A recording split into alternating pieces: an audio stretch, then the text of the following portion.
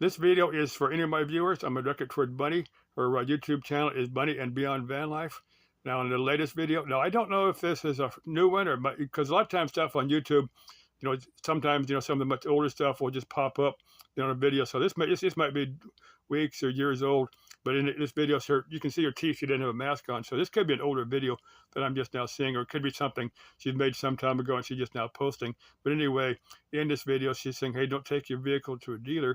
Now, for me, I've always done my own mechanic work. That's just who I am.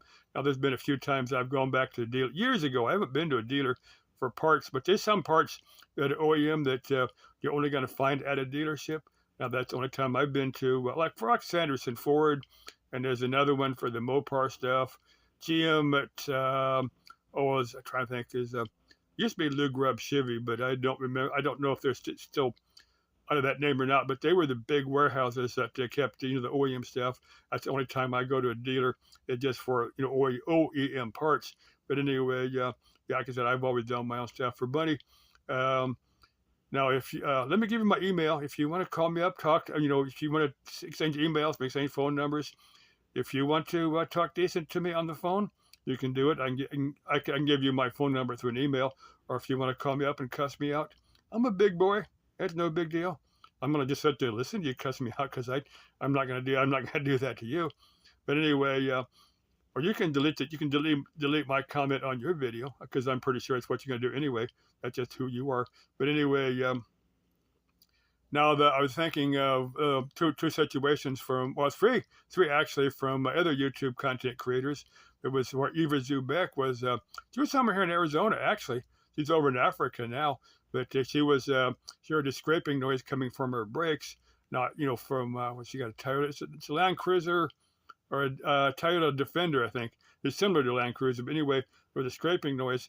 Now I tell you what that is, or it could be the rivets, but more than likely, they put little feelers on the disc brake calipers, and I've had mine, you make a little scraping noise for months till I finally get past my laziness and go and put a new set of brake pads on there. They can make that scraping noise for months and months before it gets down to the rivets. But yeah, I wouldn't advise anybody to do that because that's really not a good idea. But she had, it really worried her, so I got to somebody that puts the pads in there. Well, I don't think I'd have cared to do that in the middle of nowhere. If I was going to, replace the pads, I'd want to either be at home or be, in front of a auto parts place where if I needed a part, I could go get it, or I could have somebody go get it. Now there was another one. Trying to think, there was one. This lady was in backwoodsy place. She had to walk about 5 miles to get cell service, and then she had to call a friend of hers to tow a vehicle out. It was a GM vehicle that the starter didn't work. Now I tell you what it probably was. Now these GM vehicles, the way they build the solenoids on these things, the little copper disc at the back of the solenoid. It could have been several things, but it's probably this because these are real problematic on doing this. That you can pull the starter off, clean this little disc out, because I've done this quite a number of times. You can pull the solenoid apart, clean this little copper disc off, and get quite a bit more mileage out of it. That's something, if I had the tools, if I was in the middle of nowhere, by the tools, I'd pull the starter off and then clean that little disc, part of the solenoid, before I'd walk a couple of miles to get cell service and get towed. I don't know. It's kind of half dozen to one, dozen to the other, whatever the phrase is. Because walking and doing mechanic work in the middle of the forest or desert or whatever has its own issues.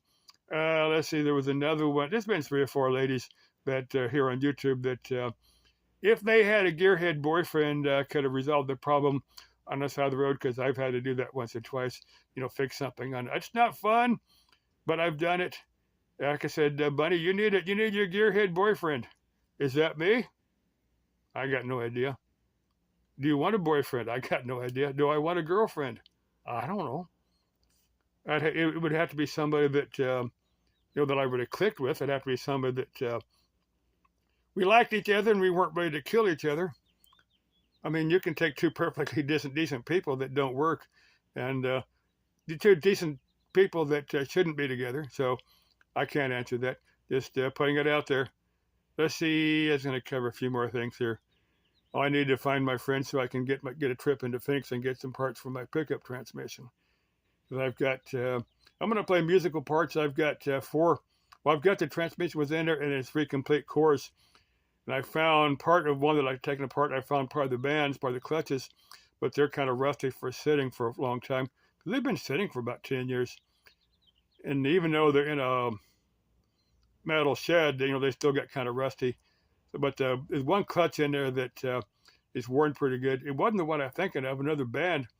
The one clutch I suspected was be a problem. Looks pretty good, but I'll probably, now this is what you can do on some of the transmissions. You can take some of the thick spacers out and put thin set spacers in there and get a couple more clutch discs in there. And that's probably what I'll do. I need to take apart 2 of my other cores and just see what I can rob out of there.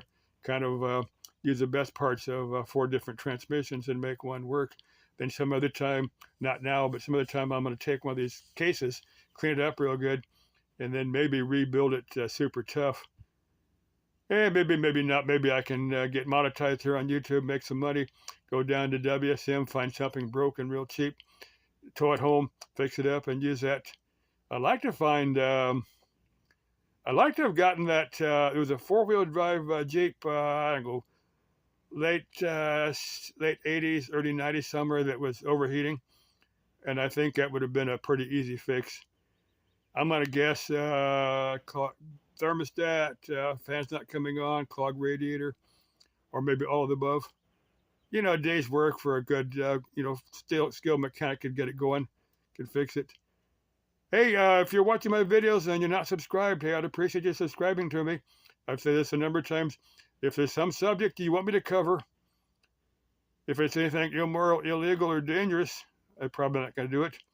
If some chick wants to make a collab video with me, we will sit down. Again, send me an email, jamesgodwin61 at gmail.com. Let me know what you got in mind. We can change phone numbers. We can change phone calls. Sit down somewhere, figure out what we both find interesting. Or not. Ciao. Goodbye, con Dios, and bye for now.